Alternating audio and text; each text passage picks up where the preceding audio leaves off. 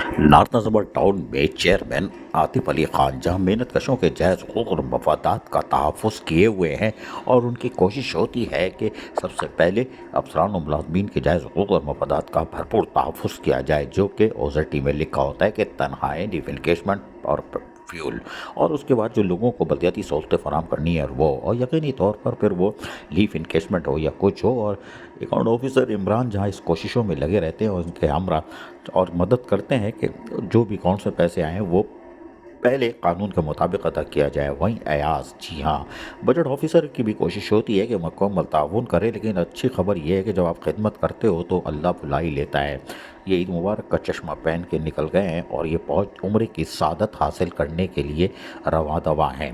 यकीनी तौर पर ये एक अच्छी खबर है, लेकिन वो उम्र की सादत हासिल करने के लिए रवा दवा हुए हैं तो यकीनी तौर पर जब वो अच्छे अच्छे काम करेंगे, लोग अफसरान और मुलाजमीन के जायज़ हुकूक और मफादात का तहफ़्फ़ुज़ करेंगे और पैदागीरों के खिलाफ घेरा तंग करेंगे, तो यही होगा।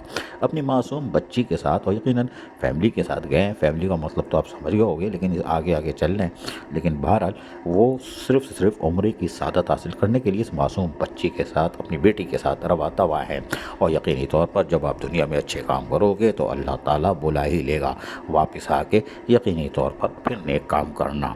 इमरान और भट्टी के लिए दोनों हाथ उठा के दुआ करना, अल्लाह इनको भी बुला ले, यानी कि उम्र की शहादत के लिए, और ये लोगों की खिदमत करते रहें। और बाकी लोगों के लिए भी दुआ करना ताकि वो पैदागीरों के दिल में भी रहम आ जाए कि मुलाजमीन के जायज़ हुकूक और मफादात के तहफ़्फ़ुज़ में रुकावट ना डालें, और वापस आके महकमा तालीम के टाइम स्केल के लिए कोशिश करना। अज़ीज़ आरिफ, KBS बलदियाती न्यूज़, कराची।